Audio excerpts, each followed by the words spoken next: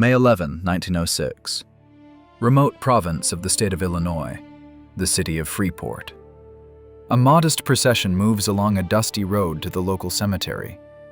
A coffin made of simple pine, a few neighbors, and a widow who hides her tear-stained face under a black veil. The deceased was known here as Dr. William Livingston, a respected, though somewhat eccentric old man who sold herbal tinctures and loved to boast about his accurate shooting with a rifle. A tiny obituary appears in the local newspaper. No one pays attention to it. No one knows that at this very moment, hundreds of miles from Freeport, in an armored office on Manhattan, the richest man in human history receives an encrypted telegram. His hands, devoid of even a single hair due to a severe nervous disorder, alopecia, tremble. But not from grief. John Davison Rockefeller feels only one emotion: colossal relief. The man in the coffin was not Dr. Livingston. His real name was William Avery Rockefeller. He was the father of the world's first dollar billionaire, and for the last 40 years, the son had been paying him for silence while the father lived with another family, being a bigamist, a fugitive criminal, and a charlatan. This is not a story about oil. Oil is just scenery. This is a story about how the deepest shame can become fuel for creating an empire whose value, adjusted to 2024 rates, would exceed $400 billion. Imagine the fortunes of Elon Musk, Jeff Bezos, and Bill Gates combined into one pile. That's how much power was in the hands of a man who feared his own shadow. At the beginning of the 20th century, the name Rockefeller evoked sacred awe and hatred. His company, Standard Oil, controlled 90% of all oil refining in the United States of America. He could buy any government, crash any economy, bankrupt any city. He was called an octopus, a strangler of competition, a genius of evil. But this genius had an Achilles heel, and that heel now lay in an unmarked grave in Illinois. Newspaper magnate Joseph Pulitzer, owner of the New York World newspaper, announced a reward of $8,000 for information on the whereabouts of the oil king's father. In modern money, that's $290,000, a huge sum for the address of one old man. Journalists dug the earth with their noses. All of America wondered, where did this financial monster come from? Who raised John D. Rockefeller? They expected to see a stern Protestant patriarch, a wise mentor. If they had found that grave earlier, the truth would have destroyed the reputation of Standard Oil faster than the antitrust court. For the father of the world's richest man was known in criminal circles as Devil Bill. A man who entered towns with a sign, deaf mute, to eavesdrop on local residents' secrets, and the next day miraculously regained his hearing and sold them fake medicines. His elixir for all diseases enjoyed particular demand. The price per bottle was $25. Today, that's the equivalent of $900 or even $1,000 for a small bottle. What was inside? A mixture of raw oil and a strong laxative.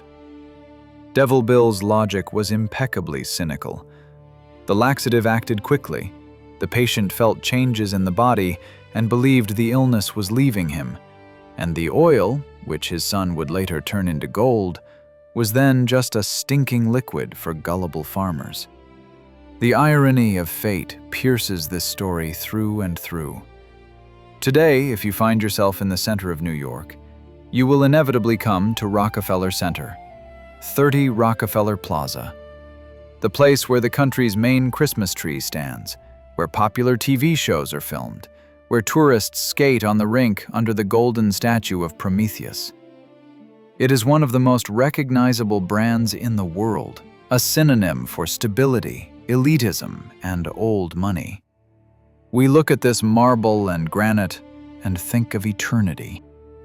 But the foundation of this greatness is mixed with the fear of a little boy who never knew if Dad would return home with gifts or if the sheriff would arrest Dad for raping the maid.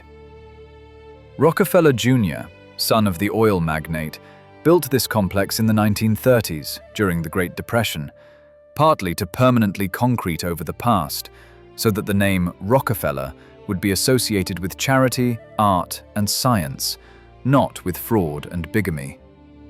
We often envy others' wealth. We flip through Forbes lists and imagine a carefree life on yachts. But if you peek into the ledgers of John Davison Rockefeller's soul, you will see not profit there, but pure losses. His stomach was so ruined by nerves that for many years he could eat only milk and crackers. While his chefs prepared banquets for kings and presidents, the master of the house chewed dry biscuits and thought about one thing. Had anyone found out that his father was Dr. Livingston? Money did not save him from alopecia. Money did not give him peace. Money became the wall with which he walled himself off from the world, to hide his origins. But before we understand how this wall collapsed, we need to go back to the time when oil was still worth nothing and a word of honor was worth everything. We need to understand how Devil Bill created a monster, simply trying to teach his son to survive. Welcome to the Gilded Age, an era when corsets were laced so tightly that ribs broke and conscience was sold so cheaply that there was no change. The story of the rise and fall of America's most secretive dynasty does not begin with the first well. It begins with deception. To understand the nature of Standard Oil, one must look into the eyes of the man who created its creator. William Avery Rockefeller, or Big Bill, was the complete opposite of his son. He was a tall, stately, incredibly charismatic man who wore brocade vests and always carried a wad of fresh banknotes with him. He entered a room, and the space filled with his energy. Women adored him, men envied him, and creditors hated him. But behind this smile hid the cold calculation of a predator. Bill did not raise children in the traditional sense. He trained them. A quote of his has survived that makes one's blood run cold. He told neighbors, "I haggle with my boys and skin them alive at every opportunity. I want to make them sharp." Think about it. The father deliberately deceived his little son in deals so that he would trust no one, not even his own father, especially his own father. John's childhood passed in an atmosphere of schizophrenic contrast. The family lived in the state of New York, moving from one modest house to another. For months, they lived in poverty, feeding on porridge and their mother Eliza Davison's prayers. Eliza was a stern Baptist who taught the children to save every match. And then Bill would suddenly appear. He would arrive in a new wagon, harnessed with the best horses, dump gold coins on the table, and throw a feast. And then disappear into the night again, leaving the family with debts and rumors. It was in this chaos that young John's obsession with control formed. If the world around him was a raging ocean of his father's madness, then the only island of stability could be a number. A precise number, written down in ink. At the age of 7, John starts his first business. He raises turkeys for sale. But the key moment here is not the turkeys themselves, but that he bought a small notebook, which he called Ledger A.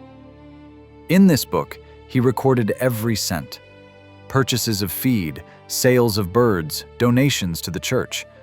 For most children, this would have been a boring game, but for Rockefeller, it became a religion. He kept this battered little book in a safe until his dying day, like a relic. It was proof that chaos could be ordered. In 1853, the family moves to Cleveland, Ohio. This was a fateful moment. Cleveland was a rapidly growing city, a gateway to the West. Here, 16-year-old John seeks his first real job. He goes around offices, methodically, day after day, hearing rejections. He does not give up. On September 26, 1855, the small trading firm Hewitt and Tuttle hires him as an assistant bookkeeper.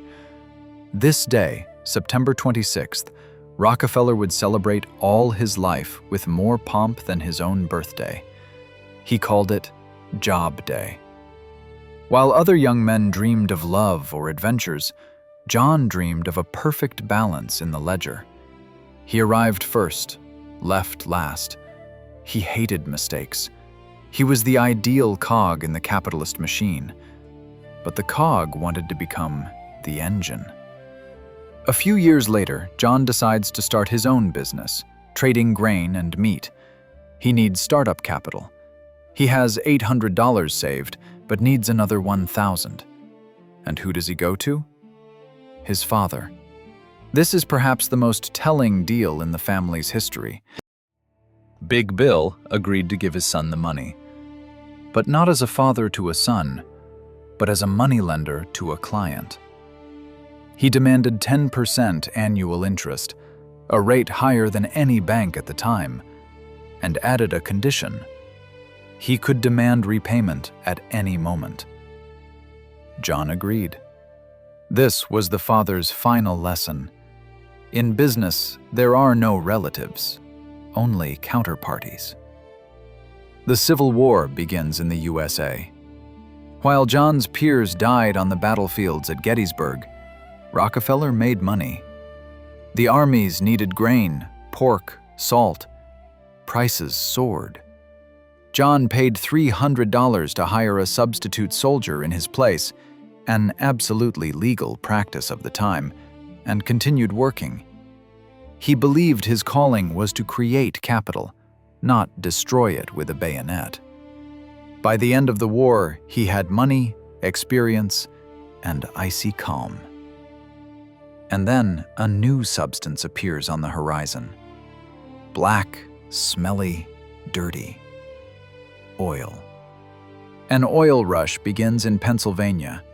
Everyone went mad, drilled wells at random, went bankrupt, and got rich in a day.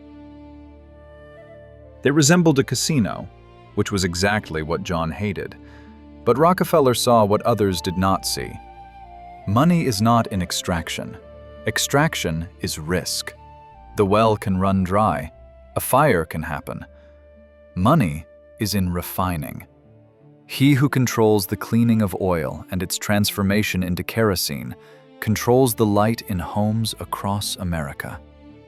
He sells his grain business and bets everything on oil. He builds his first oil refinery. But in his head, a plan is already maturing that frightens with its ambition.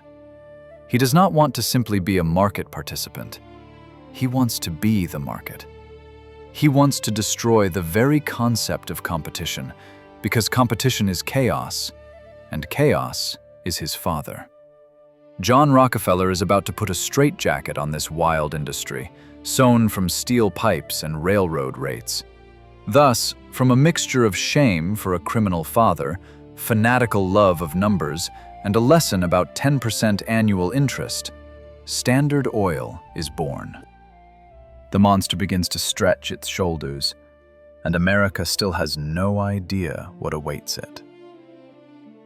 By 1890, Standard Oil had turned into a machine that could not be stopped. Money no longer flowed like a river. It crashed down on the family like a tsunami. John Rockefeller's dividends amounted to millions of dollars a month. Adjusted to modern rates, his personal income could exceed $100 million every 30 days. And these funds were not subject to income tax, because it simply did not exist then. America entered an era that Mark Twain aptly dubbed the Gilded Age. Not golden, but gilded.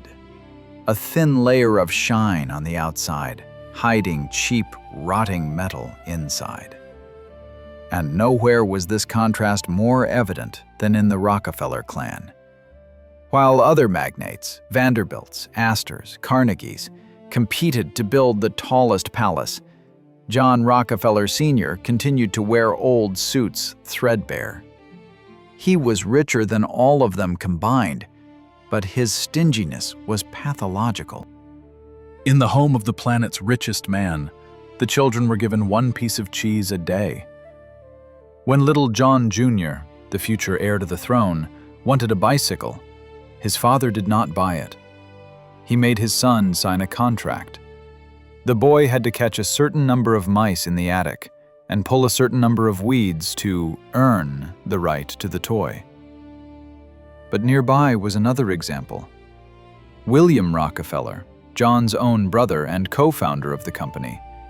He was that fun Rockefeller who was not shy about spending. While John lived in a modest, by billionaire standards, house, William began construction of the Rockwood Hall estate in Tarrytown. This was the beginning of an arms race in real estate. Rockwood Hall became a slap in the face to modesty. 204 rooms, a facade of granite specially shipped from Scotland, landscape design for which the top of a hill was cut off to open a view of the Hudson. Inside the house, the walls were covered not with wallpaper, but with natural leather, with gold embossing. The construction cost, adjusted to 2024, would amount to about $100 million. This was the first generation that did not know how to extract oil, but knew exactly how to spend it. The Rockefellers' neighbors threw balls that went down in history as a feast during the plague.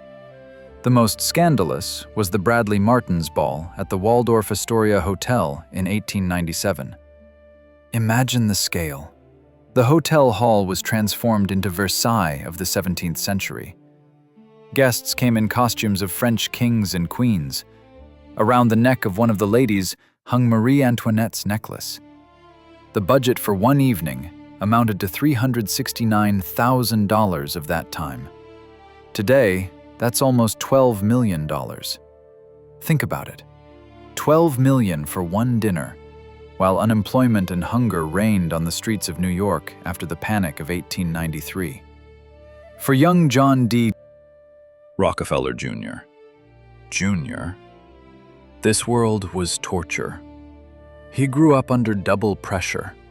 On one side was the puritanical upbringing of his mother and father, where every cent was a gift from God, and spending it on champagne was a sin.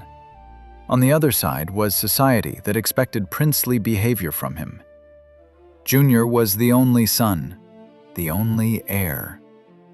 The weight of the entire empire fell on his shoulders. At Brown University, he was called America's richest student, but his pockets were empty. He darned his own socks while his classmates lost fortunes at poker. This cognitive dissonance began to destroy his psyche. He felt like an imposter in both worlds, too rich for the poor, too stingy for the rich. It was at this moment that a crack appeared in the Gilded Age. The sparkle of diamonds at balls could no longer blind the people who began asking questions. Where did this money come from? At what price was it obtained? Newspapers began drawing cartoons. Rockefeller Sr. as a giant octopus whose tentacles strangle the Capitol, courts, and ordinary people. The irony was that Rockefeller truly considered himself God's messenger. "God gave me this money," he once told a journalist. He sincerely believed that by bringing order to the chaos of the oil market, he was doing a good deed. But the heirs smelled rot. They lived in palaces that were fortresses, guards, high fences, fear of kidnapping. Luxury ceased to be pleasure and became a means of protection. The golden cage slammed shut. And while fun brother William drank wine in his 204 rooms, and John Sr. chewed crackers planning the takeover of another competitor, young Junior stood on the edge of a nervous breakdown. He understood that soon he would have to accept the crown of an empire that half of America hated. An empire whose foundation was poured with oil and the tears of competitors. But the main social war was still ahead. New York's old money, the Knickerbockers, descendants of the first Dutch settlers, had no intention of letting upstart oilmen into their salons. For them, the Rockefellers were just dirty merchants whose father was a fugitive charlatan. To break through this wall, oil alone was not enough. A strategy was needed. In late 19th century New York, there existed a front line that could not be found on military maps. It ran not along rivers or hills, but along Fifth Avenue. South of Central Park, a brutal, bloodless war was waged, where wounds were inflicted not with bayonets, but with refusals of reception, and no prisoners were taken. They were simply ignored. This was the war of new money against old money. On one side of the barricades stood people like the Rockefellers, Vanderbilts, and Morgans. People from whom, as they said in salons, it smelled of kerosene and railroads. They built America. Their fortunes were counted in hundreds of millions, which today equates to the budgets of small countries. On the other side stood Carolyn Schermerhorn Astor. Mrs. Astor, a woman whose authority was absolute. She created a list known as the 400. Exactly that many people fit in the ballroom of her mansion. If your name was not on this list, you did not exist. You could buy half of Manhattan, but for Mrs. Astor, you remained nobody. For the Rockefeller clan, this was exquisite torture. John Davison Rockefeller Sr., being a deeply devout Baptist, publicly despised social entertainments. He called them a vanity fair. But his brother William, and more importantly, the wives and children of the oil barons, craved recognition.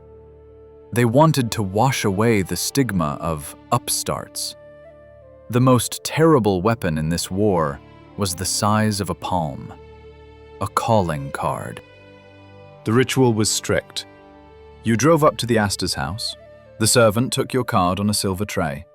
If you did not receive a return card within a week, it meant social death. The doors of the best houses closed before you forever.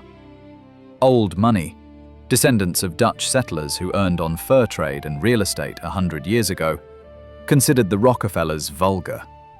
They laughed at their manners, at the too bright dresses of their wives, at their habit of talking business over dinner. But new money had a resource that the aristocracy did not: unlimited cash.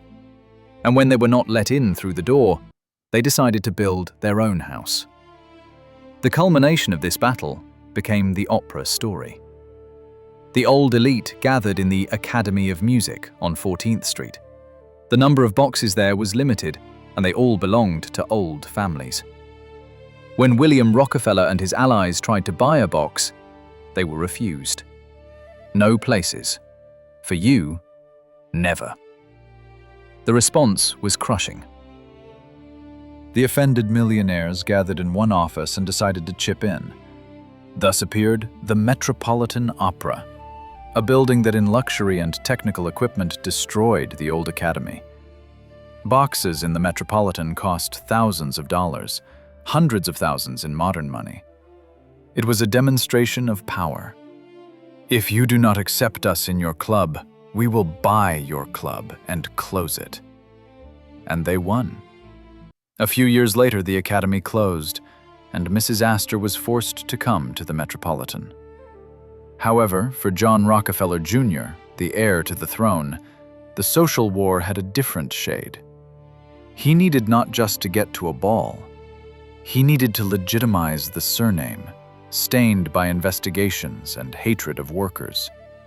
His strategic move became marriage, but not to a European princess, but to an American royal personage of the political world.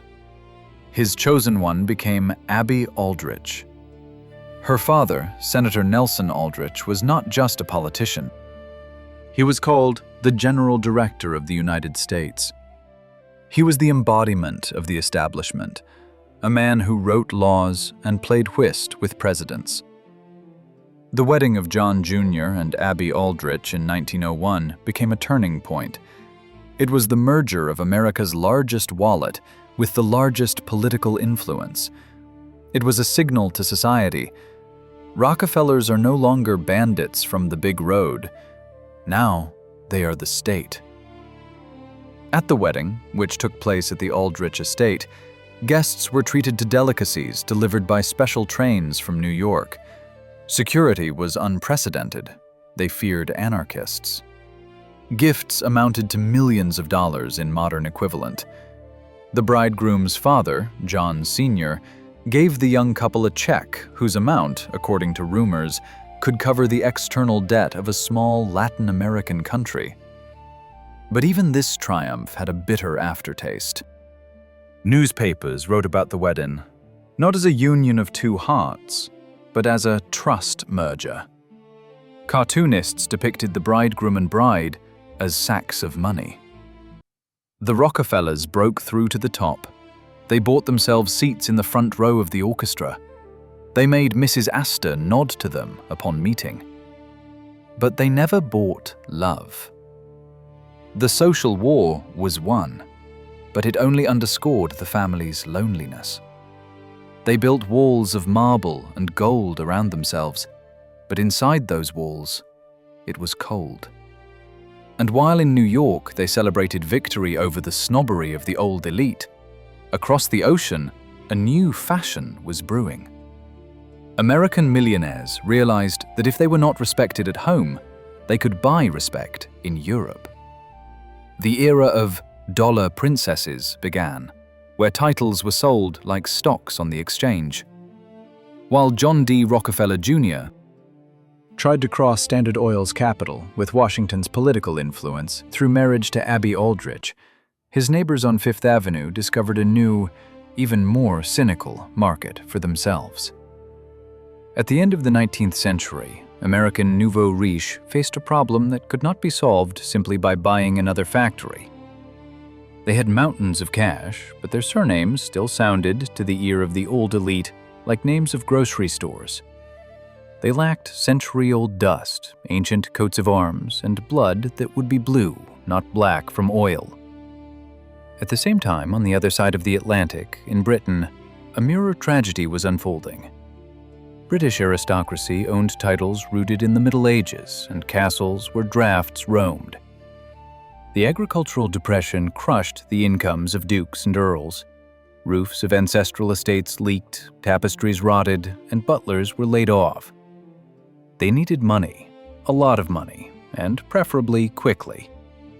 Thus was born the most cynical barter in history, which the press dubbed the phenomenon of dollar princesses. This was not romance. This was pure export-import business. America supplied brides with huge dowries. Britain supplied titles. Tycoon fathers bought dukes for their daughters like they would buy pedigreed stallions at auction. The most vivid and tragic example of this era, unfolding before the eyes of the Rockefeller family, became the story of Consuelo Vanderbilt. She was a neighbor of the Rockefellers, heiress to the railroad empire whose fortune rivaled the oil one. Her mother, Alva Vanderbilt, a woman with an iron grip, decided that her daughter must become the Duchess of Marlborough. Consuelo herself loved another, a modest guy named Winthrop Rutherford.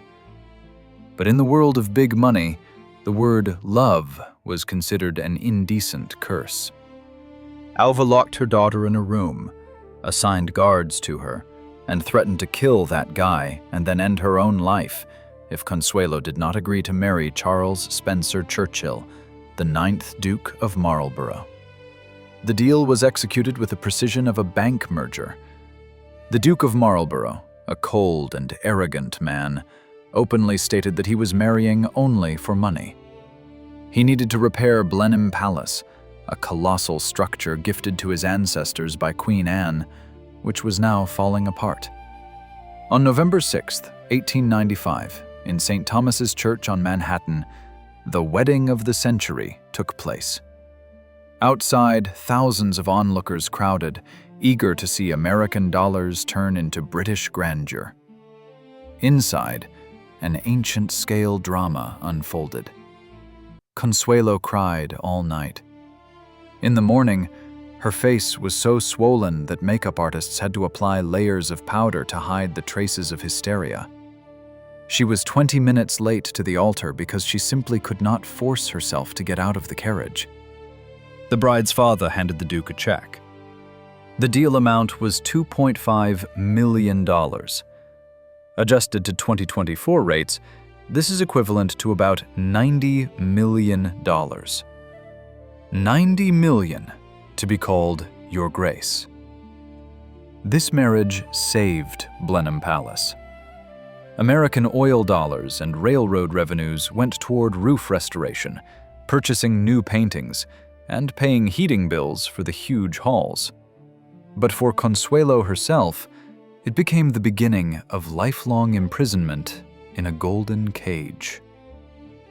At the dinner table in England, her husband demonstratively remained silent or criticized her American accent.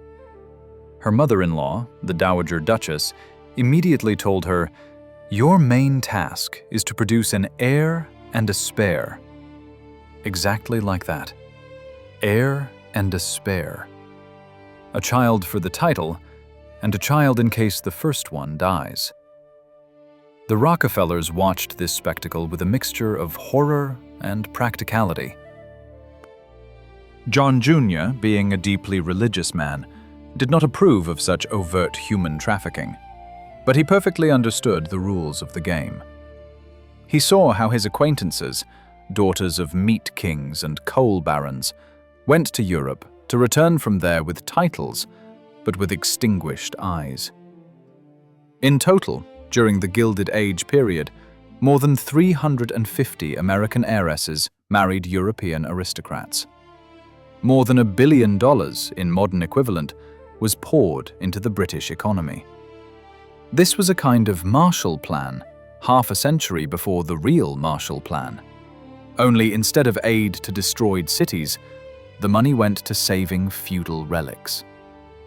The irony of history is that these very funds indirectly influenced the fate of the world in the 20th century. The cousin of the Duke of Marlborough, who often stayed at Blenheim Palace renovated with Vanderbilt money, was young Winston Churchill. Without American capital that kept his family's grandeur afloat, the political career of the future Prime Minister might have turned out differently.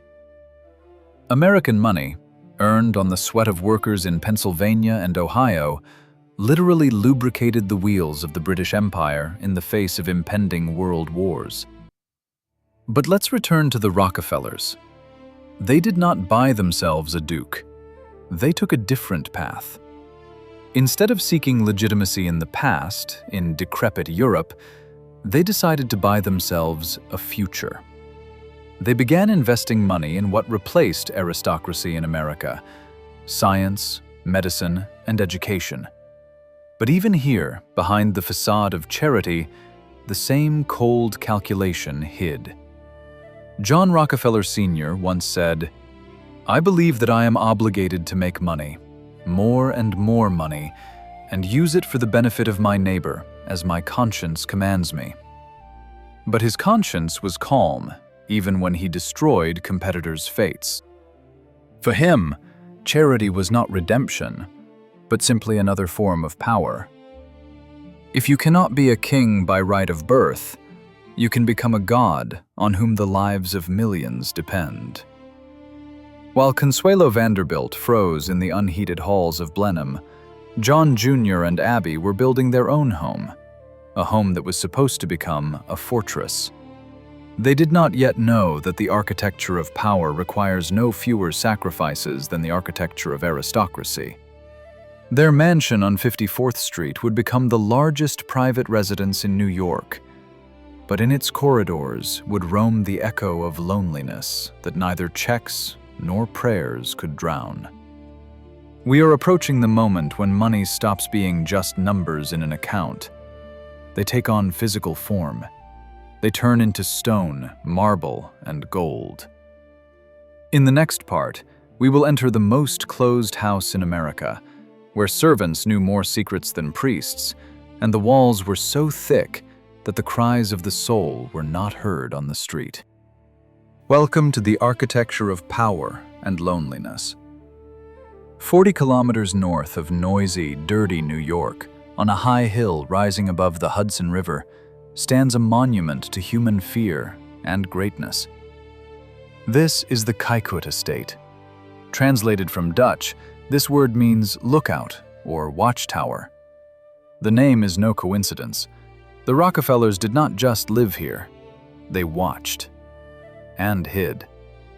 If the Vanderbilt's palaces were built to shout about wealth, the Rockefellers' house was built to whisper about power. The construction of this stone colossus lasted 6 years. John Rockefeller Jr., who took on the role of chief architect of the family nest, was obsessed with perfection. When the building's facade seemed insufficiently majestic to him, he ordered it rebuilt from scratch, spending hundreds of thousands of dollars on alterations, millions at current rates. The house was conceived as a fortress.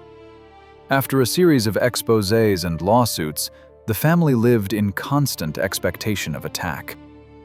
The estate territory was surrounded by a high wrought iron fence. Armed guards stood at the entrances. Spotlights were hidden in the bushes, ready at any second to flood the lawns with blinding light if someone dared to climb over the fence. This was not just a house. It was a secure facility where, behind thick walls of local granite, the most hated man in America hid. Let's go inside. Kykut's interiors impressed not with gold, but with weightiness. Marble floors where steps echoed rumblingly. Ming Dynasty Chinese porcelain that one was afraid to touch. Tapestries that took French masters decades to create. But the main decoration of the house was silence. In the dining room, at a redwood table several meters long, the strangest dinners in the history of capitalism took place. At the head of the table sat John D. Rockefeller Sr. By this time, he had completely lost all body hair due to nervous exhaustion. He had no eyebrows or eyelashes. To not scare the grandchildren and guests, he wore wigs. He had a whole set of wigs, of different lengths. He changed them every couple of days to create the illusion that his hair was growing and he was trimming it. But even more frightening was the meal itself. Rockefeller was a fanatical follower of Dr. Horace Fletcher, who preached the theory of thorough mastication. According to this theory, every piece of food needed to be chewed at least 30 times until it became liquid. Imagine this picture. The richest man on the planet, whose fortune exceeded the budgets of empires, sits in dead silence and methodically, minute by minute, chews a boiled potato. Nearby sits his son, John Jr., who fears to make an extra sound so as not to throw his father off count. Servants standing along the walls like statues watch this ritual, afraid to move. Life in Kykut for the servants was subject to military discipline. The estate staff numbered hundreds of people: gardeners, grooms, cooks, maids, footmen. Each had clear instructions. There was a special position of a person responsible only for polishing silver. There was a person who every morning ironed the newspapers with an iron so that the printing ink dried and did not stain the master's white gloves. But this army of servants was invisible. The house architecture provided for secret corridors and double doors so that the staff could move around the house without catching the owner's eyes. A servant was supposed to appear only at the moment he was needed and disappear immediately after fulfilling the order. This created the impression that the house lived by itself, that food appeared on the table by magic, and dust disappeared by the will of a spirit. For the third generation of Rockefellers, children of John Jr., among whom were future Vice President Nelson and banker David, This house was a golden cage. They grew up in isolation. They were not allowed to play with ordinary children. Their friends were children of chauffeurs and gardeners, until the parents noticed and stopped the communication.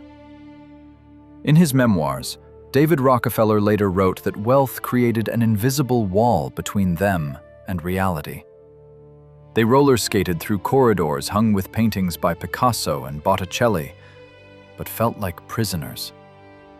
Father, John Jr., inherited from his grandfather the system of strict accountability. Children received pocket money, just a few cents a week, and were required to keep a ledger, accounting for every spent coin. 10% to charity, 10% to savings. An error in calculations was punished by a fine. The scariest place in the house was grandfather's study. There stood a telegraph machine that tapped out stock market summaries around the clock. This thin paper tape was the umbilical cord connecting the recluse to the outside world. Rockefeller Sr. could go months without leaving the house, but he knew about every movement in the oil market before the traders on Wall Street. This house was the perfect setting for loneliness. It had everything except warmth. Fireplaces were stoked regularly, but the cold emanated from the people themselves. John Jr. spent his entire life trying to meet his father's expectations, suppressing his own desires. He suffered from migraines that kept him bedridden for several days. This was psychosomatics.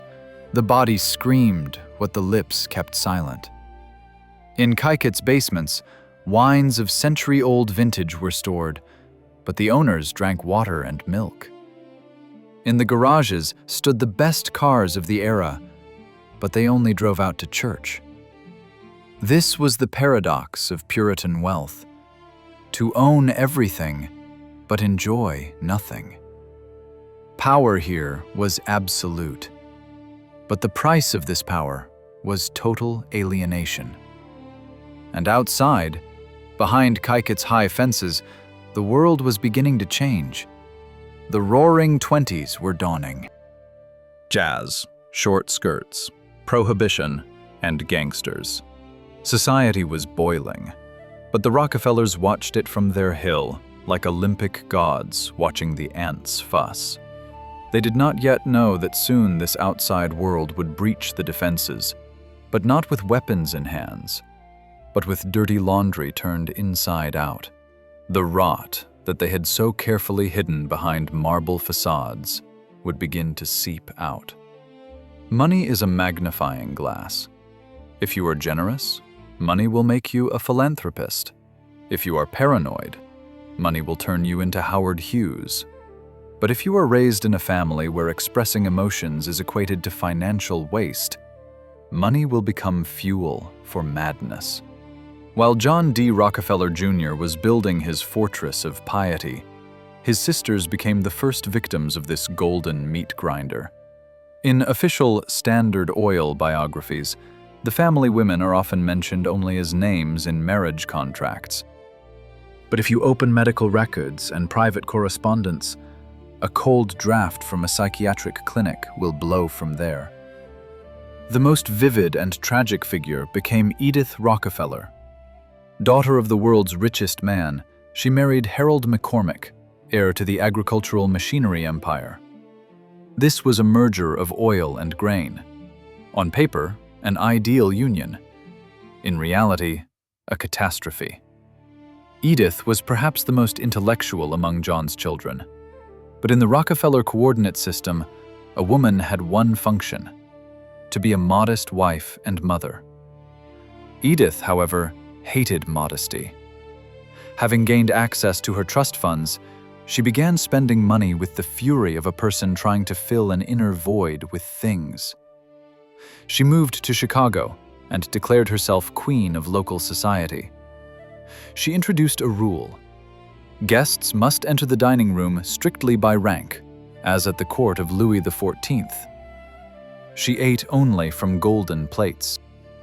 Legends say that once she wore to a formal dinner a necklace of such large emeralds that guests whispered whether she had stolen them from the chandelier.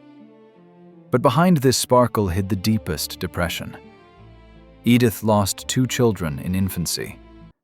Grief, multiplied by the coldness of her father, who considered tears weakness, broke her.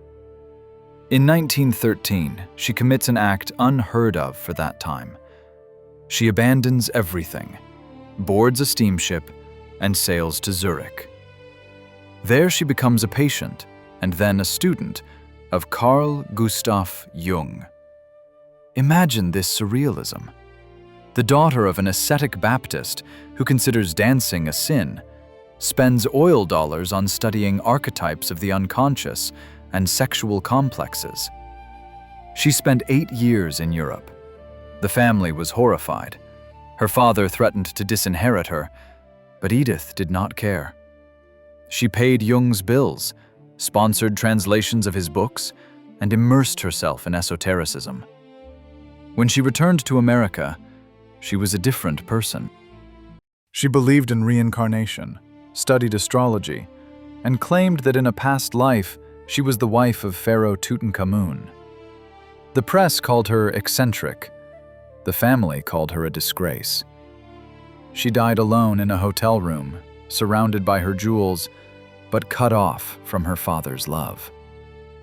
But the rot struck not only the women. In the family branch of the founder's brother, William Rockefeller, tragedies had a different shade. Where John's branch suffered from suppression of instincts, William's branch suffered from their uncontrollability. Alcoholism became a silent killer that roamed the corridors of their mansions. In those days, the diagnosis alcoholism did not exist for the rich.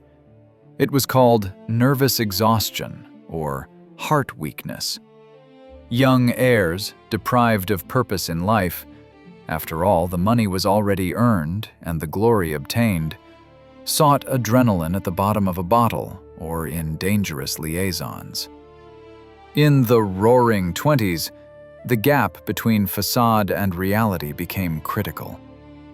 Rockefeller Sr.'s grandchildren, despite prohibitions, began tasting the flavor of forbidden life. In closed New York clubs, whispers circulated that some scions of the great family visited speakeasies where bootleg whiskey was poured. This was a wicked irony. Their grandfather financed prohibition, spending millions on lobbying for sobriety, while his own money flowed into the pockets of bootleggers. But the most terrible secret remained the fate of John's eldest daughter, Bessie Rockefeller. Her story was erased with an eraser. She married philosopher Charles Strong, but her psyche could not withstand it. According to the official version, she suffered from neurasthenia. In fact, she spent the last years of her life in a state of severe mental disorder, practically locked within 4 walls. John Rockefeller Sr., the man who could control the markets of the entire planet, proved absolutely powerless before the demons in his children's head. He wrote checks to the best doctors, but the doctors only shrugged. You cannot heal a soul with a checkbook. By the end of the 1920s, the ideal picture of the family chosen by God began to crack at the seams. The public, fueled by tabloids, began to see that behind Kyket's high fences lived not celestial beings, but deeply unhappy people. Boredom, multiplied by permissiveness, destroyed their personalities. They were like rare orchids grown in a sterile greenhouse, beautiful, expensive, but unable to survive in real wind. And this wind was already rising. On the horizon loomed a catastrophe that would not distinguish surnames. The Great Depression was preparing to strike, but for the Rockefellers, Black Tuesday became not so much a financial as an existential threat.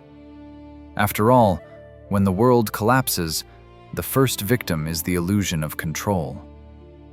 Everyone has a goal. For some, to buy a house. For some, to raise a son. For John Davison Rockefeller Sr., the man who had already bought all the houses and raised all the sons, there remained one single manic goal. He wanted to live to 100. For him, this was not just a dream of longevity. This was the last business task. The number 100 was beautiful, round, perfect. It was supposed to become the final proof that his lifestyle, his diets, his regimen, and his faith were correct. He invested millions in his health. He hired a personal physician who received a salary comparable to that of a bank president just for monitoring the magnate's stool and pulse. But death is the only creditor with whom Rockefeller could not negotiate debt restructuring. The scene of the final tragedy unfolded not in gloomy New York, but under the palms of Florida, at the Casements estate in Ormond Beach. It was May 1937. The world stood on the threshold of World War II, but in the patriarch's bedroom, it was quiet. By this time, John Rockefeller had turned into a living mummy. He weighed less than 45 kilograms. His skin resembled parchment stretched over fragile bones. The man whose word could crash markets from London to Tokyo now could not lift a glass of water by himself. This was a torturous finale. He, accustomed to controlling every cent and every second, now fully depended on nurses. On the early morning of May 23rd, the heart that had pumped more money through itself than any other heart in history stopped. He was 97 years old. He fell short of his goal by just 2 years and 1.5 months. For perfectionist Rockefeller, this was a defeat. The richest man in history died without closing his last deal with fate. The death of the founder became a point of no return for the entire dynasty. While he was alive, he was a lightning rod. All the world's hatred, all the curses of miners and oilmen ruined by him, flew at him. He was a mythical monster, the octopus, and his son, John Jr., could hide behind his broad back or his shadow. Now the shield was gone. The transportation of the body turned into a special operation worthy of wartime. The family panicked with fear that the coffin could be kidnapped for ransom or desecrated. The funeral train raced from Florida to Cleveland without stops. Police stood guard at stations. No lavish farewells at every platform, as it had been with President Lincoln. The Rockefellers hid their dead man just as meticulously as they hid their emotions in life. The funeral took place at Lakeview Cemetery in Cleveland. A cordon was posted around the grave. But the scariest thing was not the fear of the crowd, but the silence that followed. For John Rockefeller Jr., who was already 63 years old at that time, his father's death became a moment of truth. All his life, he had been the son.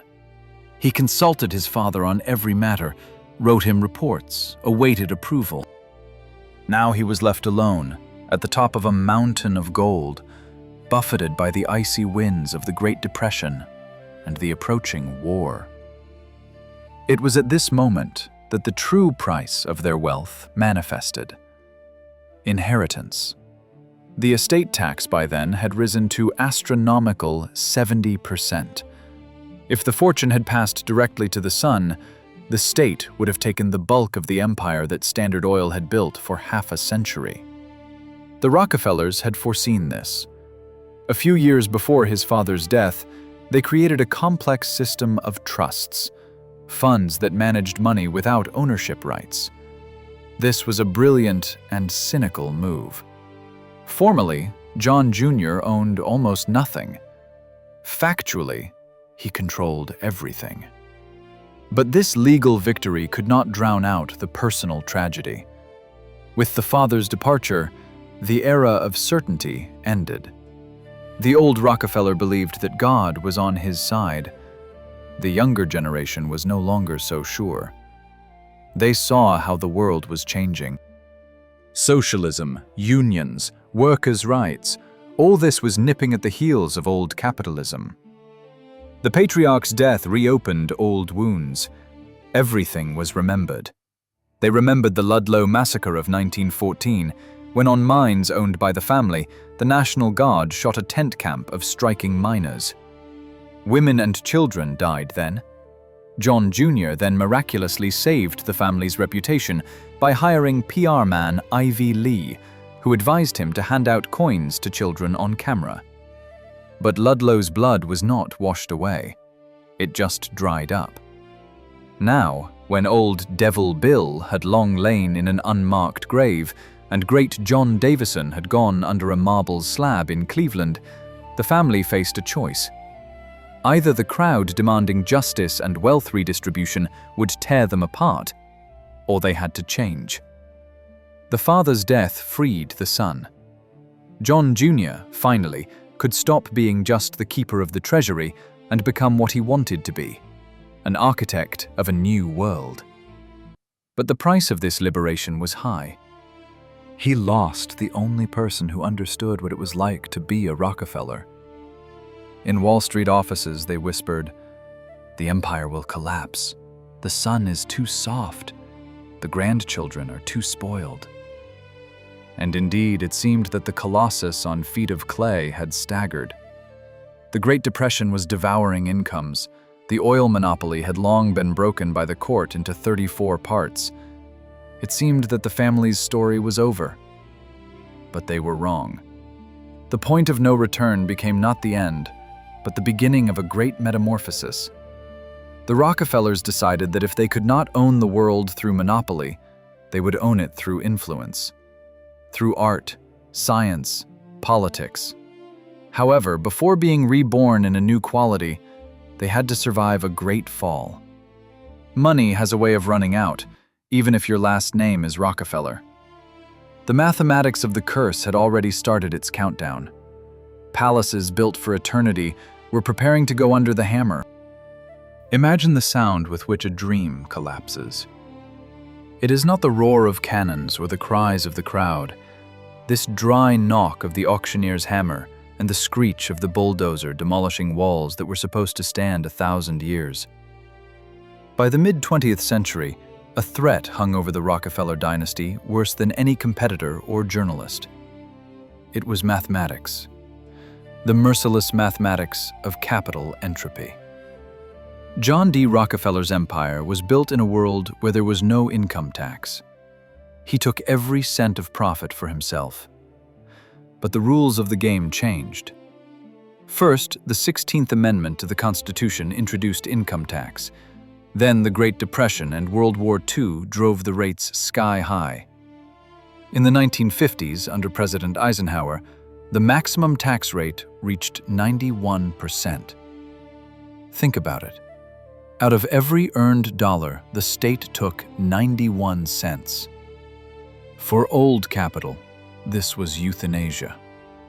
Maintaining palaces became not just expensive, it became economic suicide.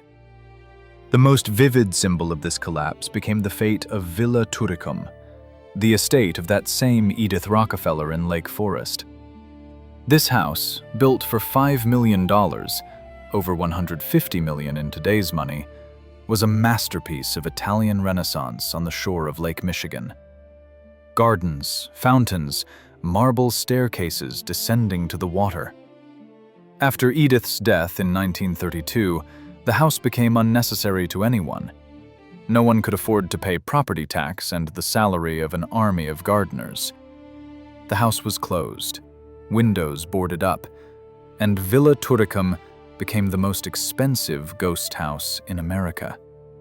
For decades, local teenagers climbed over the fence to drink beer in halls where kings once dined and smash the remnants of Venetian mirrors. In the end, the ruins were simply demolished by bulldozer. Not even a foundation remained from the former greatness. The same fate befell the Rockefellers' own summer residence, Erie in the state of Maine. A huge 100-room mansion rising on a cliff became a burden. In 1962, the family made a decision that made architecture historians' hearts stop. They ordered the house demolished.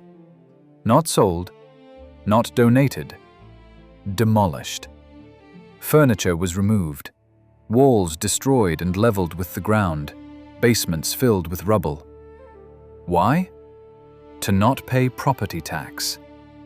The Rockefeller family, whose name was synonymous with endless wealth, destroyed the family nest to save on tax bills. This was the end of the Gilded Age era. What happened is what economists call capital dilution. John Sr. had one son. John Jr. had 5 sons and a daughter. They had their own children. By the end of the 20th century, the Rockefeller clan numbered more than 200 direct descendants. 1 billion divided by 1 gives omnipotence.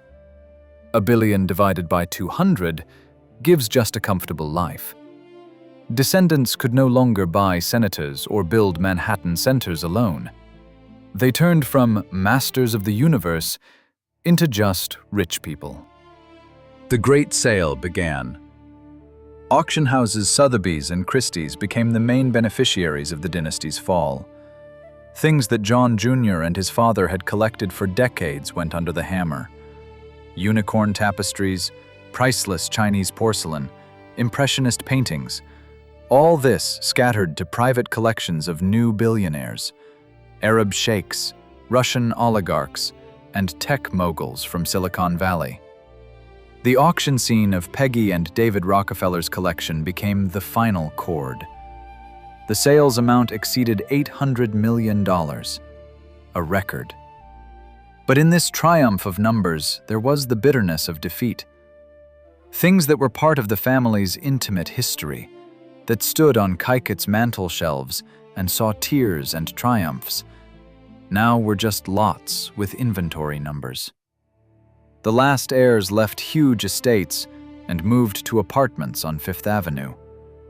Yes, they were luxurious penthouses, but they were apartments.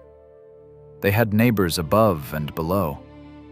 They no longer lived in closed worlds behind cast iron gates. They descended from Olympus to Earth. Nelson Rockefeller, the most ambitious of the grandchildren, tried to convert the remnants of money into political power, becoming vice president of the USA. But his death in 1979 became a symbol of the end of the Gilded Age lifestyle. He died not in his bed, but in a townhouse, in the company of a young assistant, under very ambiguous circumstances. Newspapers savored the details. The halo of sanctity and inviolability that his father and grandfather had so carefully created was finally dispelled. Standard Oil was dismembered, renamed, and absorbed. Estates demolished or turned into museums where tourists for $20 trample carpets that only the elect once walked on. The bitterest irony was that it was the money that was supposed to protect the family from the outside world that ultimately destroyed their inner world. Isolation made them unfit for reality, and when reality breached the gates with taxes and scandals, they had nothing left but the surname. But the surname is also capital, and perhaps the most resilient. When the dust from the demolition of mansions settled, it turned out that the Rockefellers made their most important investment not in oil, but in eternity. They lost palaces, but left their name at every corner of modern civilization. Today, if you fly to New York and ask a cab driver to take you to the center of the world, he will most likely bring you to the intersection of 50th Street and Fifth Avenue. You will step out at the foot of the GE building skyscraper, known as 30 Rockefeller Plaza. In winter, America's main Christmas tree stands here, watched by millions of eyes. Below, on the rink, under the golden statue of Prometheus, tourists skate. Prometheus, according to the myth, stole fire from the gods and gave it to people, for which he was brutally punished. This is the perfect metaphor for John Davison Rockefeller.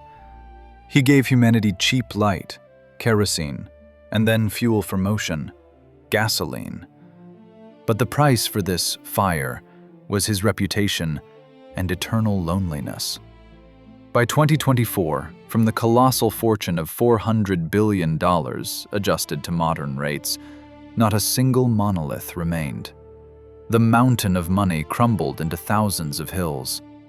The Rockefeller family today is not one omnipotent patriarch, but a vast confederation of more than 200 heirs.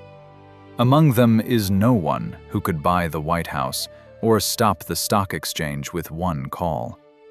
J. Rockefeller, the founder's great-grandson, served for many years as a senator from the state of West Virginia, one of the poorest regions of the USA. He devoted his life to public service, as if trying to repay the debt to society for his great-grandfather's sins. Other descendants are engaged in ecology, design, venture investments. They are rich, undoubtedly, but they are no longer masters of the universe. However, if the money dissolved, the concrete and stone remained. The irony of fate is that John Rockefeller Jr., that very boy who was afraid to spend an extra cent and wore darned socks, became the greatest philanthropist in history. Look at the map of Manhattan. The Museum of Modern Art, MoMA, is the brainchild of his wife, Abby. She collected Van Gogh and Matisse when the old elite considered it daub. Today, it is the world's main museum. Look at the map of science. Rockefeller University in New York gave the world 23 Nobel laureates in medicine. Research funded by the Family Foundation led to the creation of the yellow fever vaccine, the discovery of blood groups, and the Green Revolution, which saved 1 billion people from hunger in India and Asia. Here the circle closes in the most incredible way. Recall the beginning of our story. Recall Devil Bill, the charlatan father who traveled the dusty roads of Illinois and sold gullible farmers cancer elixir, a mixture of oil and laxative. His son, John, took that very oil and turned it into real gold. And his grandson, John Jr., took that gold and turned it into real medicine. Money earned on deception and monopoly ultimately funded the real fight against cancer. Shame for his father made the son so righteous and effective that he literally laundered dirty money through science and art. This is the greatest alchemy of capitalism. Physical traces of the empire are everywhere.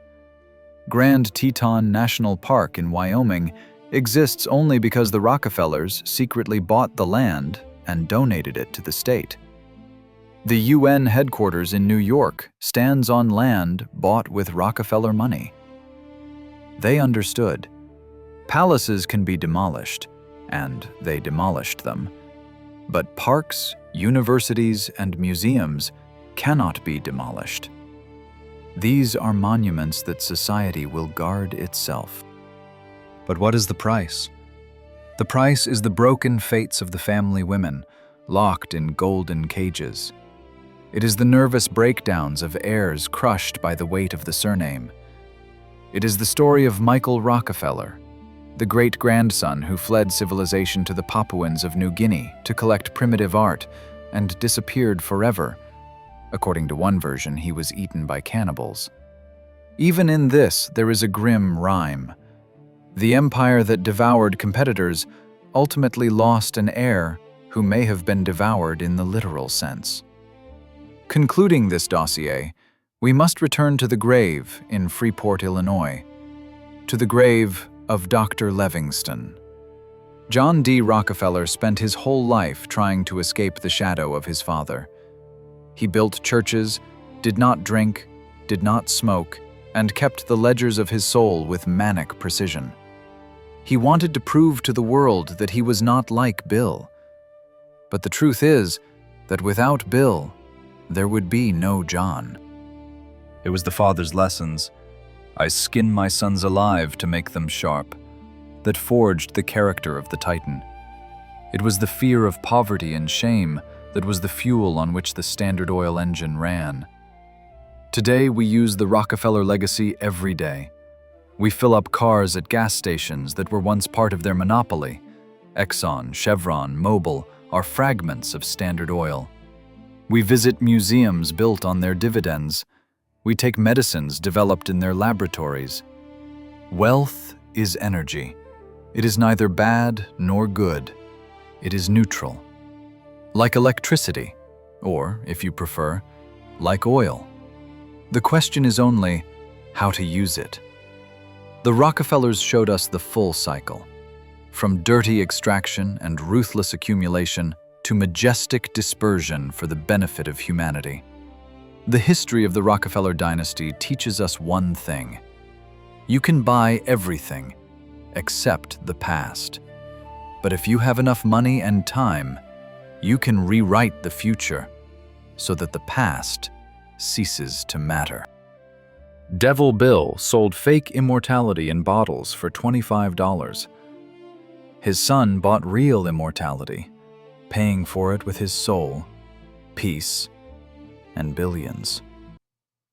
The deal is closed. The balance is settled.